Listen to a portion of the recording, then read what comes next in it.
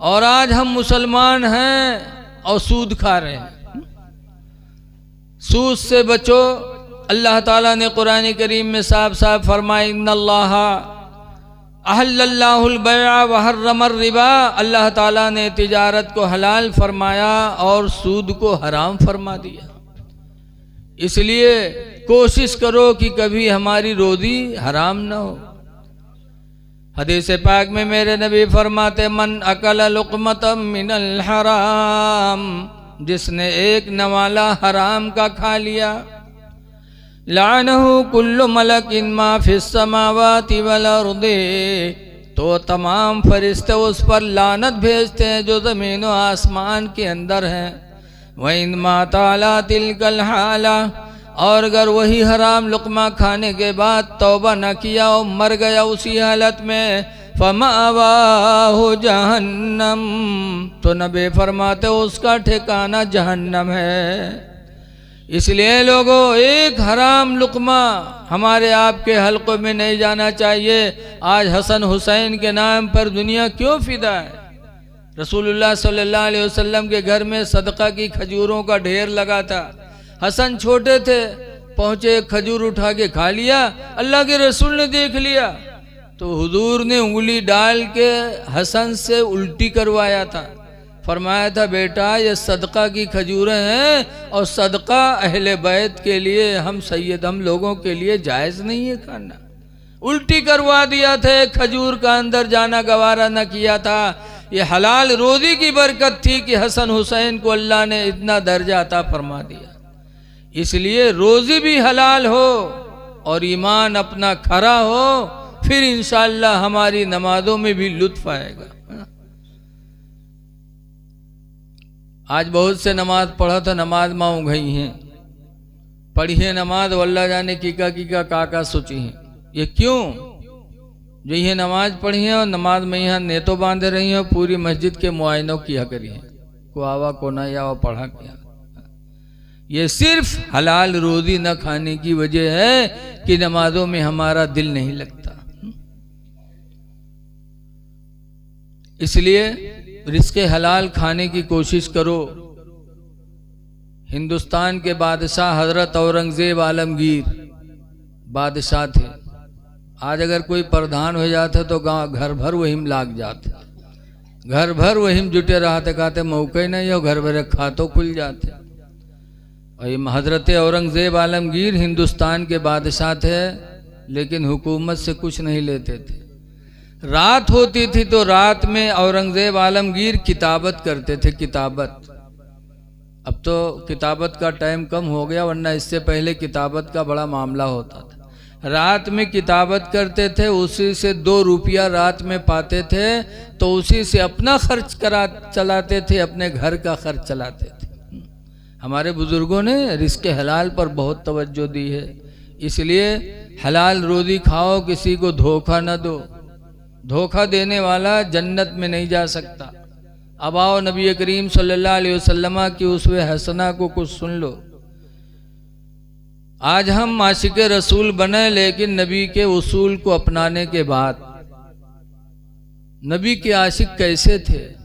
एक सहाबी हैं जिनका नाम है हज़रत खुबैब रदियल्लाहु अन्हु।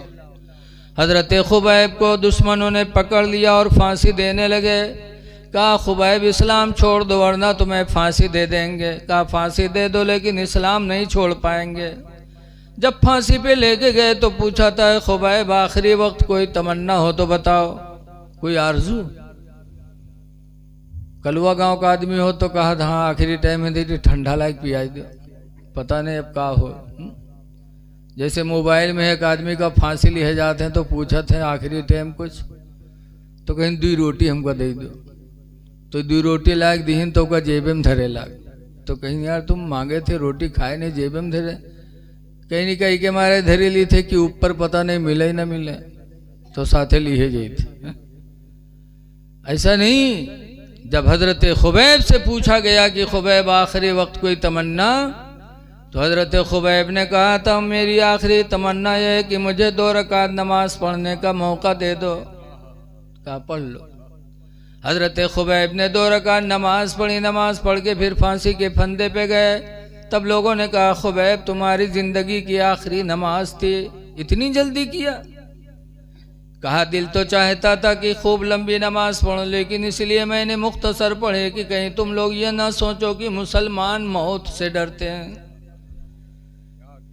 ये न सोचा जाती कि मौत के डर से नमाज में देरी करते हैं। मुसलमान मौत को गले से लगाते हैं, इसलिए कि मेरे पैगंबर ने फरमाया है कि अल मौत जसरुन, मौत एक पुल है खुदा और बंदे के दरमियान। जब उस पुल को इंसान पार कर जाता है तो खुदा का दीदार मिलता है। हम मौत से नहीं डरने वाले। जब फिर फांसी के फंदे पे चले तो दुश्मनों ने कहा, तुम नहीं छोड़ोगे इस्लाम? कहा ना। तो हजरत खुबैब के उंगलियों में लोहे की कीलें ठोकी गईं। जब लोहे की कीलें ठोकी गईं तो खुबैब ने मदीने मुनव्वरा की तरफ मुँह करके कहा था, या रसूल अल्लाह उन्जुर हालना, अल्लाह के रसूल हमारे हाल पे नजर करिए। जब मदीने मुनव्वरा की तरफ मुँह करके हजरत खुबैब ने अपने पैगंबर को याद किया था, तब दुश्मनों ने हजरत खुबैब का चेहरा पकड़ के मदीने की तरफ से मोड़ दिया। जब मोड़ा तब खुबैब रोए थे, कहते हैं, लोगों, खुबैब का चेहरा तो मदीने से मोड़ सकते हो, लेकिन खुदा की कसम खुबैब के दिल को मदीने से कभी जुदा नहीं कर सकते। ये कहा फांसी पे चढ़ गए और जान दे दी, शहादत ले ली। चलते चलते सहाबी ने न नमाज छोड़ा न नबी का इश्क छोड़ा। इसलिए लोगों, सहाबा के रास्ते को अपनाओ। नमाज ये हमारी तुम्हारे लिए अहम जिम्मेदारी है। नमाज पढ़ोगे तो इंशाअल्लाह ताला दुनिया भी अच्छी होगी, आखिरत भी अच्छी होगी। आज बहुत से लोग कहा था कि लड़का 5 ठौरे हैं और सब मेहरुआ ले ले अलग हो गए, हमरे कोनो कामे नहीं आवत। अगर बुढ़ापे में बच्चों को चाहते हो कि मेरी खिदमत करें तो नबी के फरमान की तरफ ध्यान दो। हुजूर फरमाते, मन तरका सलातल मगरिबी मगरिबा, मन तरका सलातल मगरिबी, जिसने नमाज मगरिब को छोड़ा, फलैसत फी औलादी समरा, तो उसकी औलादों से उसको कोई फल नसीब नहीं होगा। बच्चे कई होंगे लेकिन बुढ़ापे में काम नहीं आएंगे।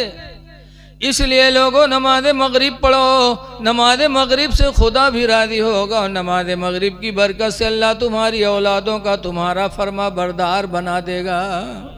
बच्चे तुम्हारे फर्मा बरदार हो जाएंगे। आज बहुत से लोग कहते हैं कि मौलाना साहब रात में नींद नहीं आती, और सोई तो हैं तो ख्वाब देखे थे, कहूँ सांप खरीदा था, कहूँ कुत्ता खरीदा था, कोई ताबीज़ बना दीजिए। ऐसे बहरे छोटे तकिया में एक आदमी गवा मुफ्ती साहब से कहला, हजरत ताबीज़ बना दीजिए। कहीं का बात, कहीं बहुत शर्म की बात है मुफ्ती साहब कि जवान हो गए, मेहरुआ घरे है और ख्वाब में यहाँ बिस्तर मूत मारी थे। मेहरुआ वो दुलटी सुनाओ था, घर वाले वो शर्मिंदा कर रहे थे। हजरत कोई ताबीज़ बना दो, हम ख्वाब देखते हैं कि घर खेत में बैठे हैं और जब पेशाब हो जाता चप चप लागत है तो आँखें खुलत है तो देखे तो बिस्तरे भीगा है। तो हजरत ने ताबीज़ बना दिया। वो ताबीज़ लेके गवा और दूसरे दिन फिर मदरसा पहुंचा। कहते हजरत कौन दुश्मनी हमरे साथ है किया? कहीं का हुआ हो? कहीं जाओ, अब तक के पेशाबे करे तरह बिस्तर पैखाना हो लाग। कहीं क्या हुआ? कहीं आज रात में ख्वाब देखे इनकी पैखाना लाग है तो हम खेते में गए और जब खेत में बैठे मारे धड़ से तो देखा बिस्तरे पर आए। तो ये कौन दुश्मनी हमरे साथ है किया? आज जाते हैं ताबीज़ बनवाने की, ताबीज़ पहनकर हम आराम से सोएंगे। नबी का नुस्खा भूल गए। मेरे पैगंबर ने फरमाया था, मन तरका सलातल ईशाई, जिसने नमाज ईशा को छोड़ा, फलैसत फी नौमिही राहतुन, तो उसके नींद में कभी सुकून न होगा। नींद सुकून की नहीं सो सकता। नमाज ईशा पढ़ के सो, फिर अल्हम्दुलिल्लाह नमाज ईशा की बरकत देखो कि कैसी सुकून की नींद अल्लाह आपको अता फरमाता है। और नमाज ईशा पढ़ के सोओगे तो जान माल की हिफाजत भी खुदा की तरफ से होगी। बसरा की एक औरत थी राबिया, नमाज ईशा पढ़ के सो रही थी। घर वाले थे नहीं, कहीं रिश्तेदारी में गए, अचानक चोर उस दिन पहुंच गया। अब पहुंचा, देखी घर में कोई नहीं, अकेले एक औरत है। तो सोची आज तो आराम से चोरी कर पे, अगर यह जाग गए तो इसके घूसा में का जमीन पकड़ा गया। ये करी का बड़े आराम से माल तलाश किया। और तलाश करने के बाद उठा के गठरी सर पे रखी और रखने के बाद जाने लगा। जैसे राबिया के घर से निकलने लगा अंधा हो गया, आंखों की रोशनी चली गई। उठा के गठरी फेंका, कहा या अल्लाह आंखों की रोशनी दे दे परवरदिगार, अब चोरी नहीं करूँगा। अल्लाह बड़ा मेहरबान है, अल्लाह ने आंखों की रोशनी वापस कर दी। जब देखे लाग तो ठाड़ सोचे कहूँ बेर बेर थोरो हुई, फिर उठा ली इस गठरिया और उठा के सर पर रखा, फिर जाने लगा। जैसे आगे बढ़ा वैसे आंखों की रोशनी फिर चली गई। जब फिर अंधा हुआ तो उठा के गठरी फेंका, कहा या अल्लाह अब जिंदगी में कभी चोरी नहीं करूँगा, इलाही मेरी आंखों की रोशनी वापस कर दे। अल्लाह ने फिर रोशनी वापस कर दी। तब कहने लगा या अल्लाह जिंदगी गुजर गई, बड़े बड़े घरों में मैंने डाका डाला, लेकिन ऐसी मुसीबत नहीं आई। आज इस घर में तन्हा एक औरत सो रही है और मैं चोरी करने पर कुदरत नहीं पाता। गैबी आवाज़ है, मेरे बंदे तूने बड़े बड़े घरों में डाका डाला होगा, लेकिन राबिया के घर में डाका नहीं डाल सकता, इसलिए कि मेरी बंदी राबिया नमाज ईशा पढ़ के सोई है। नमाज ईशा की वजह से मेरे फरिश्ते उसके जानो माल की हिफाजत का पहरा लगा रहे हैं।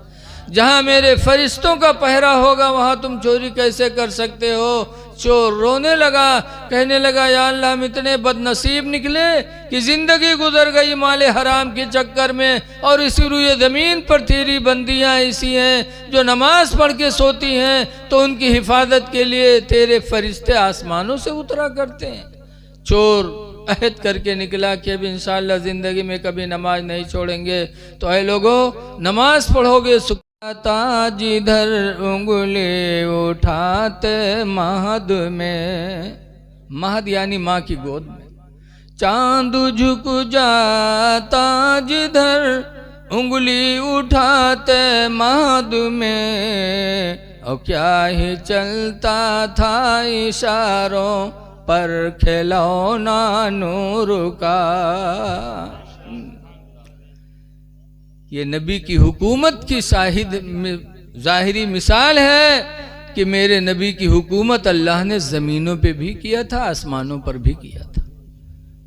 तो इसलिए कुरान कहता है कि जब तक नबी को अपना हाकिम नहीं मानोगे, जब तक तुम ईमान वाले नहीं हो सकते। और दूसरी बात ये भी रखो कि जो लोग कहते हैं नबी इंसान हम भी इंसान, हमरे तुमरे मेहरुआ बलाए नहीं आवत है जो उन कमाए खवावा जाते हैं, बलाओ यार तो जाते है बाहर।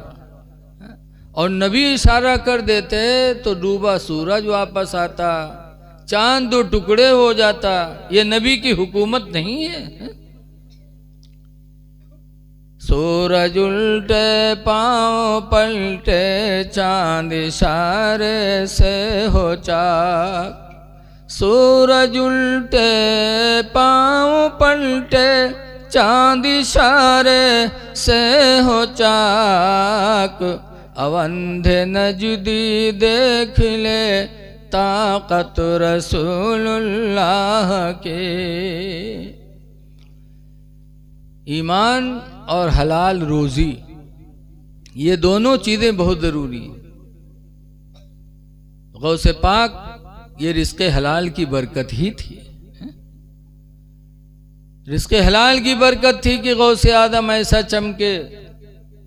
और देखो हमारे तुम्हारे इमाम आज़म अबू हनीफा रहमतुल्लाह अलैह, जिनके हम लोग मानने वाले हैं, कूफा में एक जनाजा हुआ तो मिट्टी देने गए इमाम आज़म कब्रस्तान। तो कब्र में रख रहे थे, देरी थी और धूप बहुत तेज थी। तो कब्रस्तान के किनारे एक मकान बना था, उसकी दीवार के साए में कुछ लोग बैठ गए। इमाम आज़म धूप में खड़े रहे। लोगों ने कहा धूप बहुत तेज है, आ जाइए दीवार के साए में बैठ जाइए। तो इमाम आज़म कहते हैं कि नहीं, मैं नहीं आऊँगा। कहा क्यों? तो इमाम आज़म कहते हैं ये जिसका मकान है, मकान वाला मेरा कर्जदार है, अब ये कर्जा मेरा अदा नहीं किया है, मैं उसके दीवार के साए में बैठूंगा, उसके मकान की दीवार के साए से मैं फ़ायदा उठाऊंगा, और मेरा कर्जदार है। तो मुझे डर लगता है कि अल्लाह ताला कहीं सूद खाने वालों में मेरा नाम न शामिल कर दे, इसलिए मैं उसके करीब नहीं आऊँगा। ऐसी साफ सुथरा रोजी इमाम आदम अबू हनीफा की।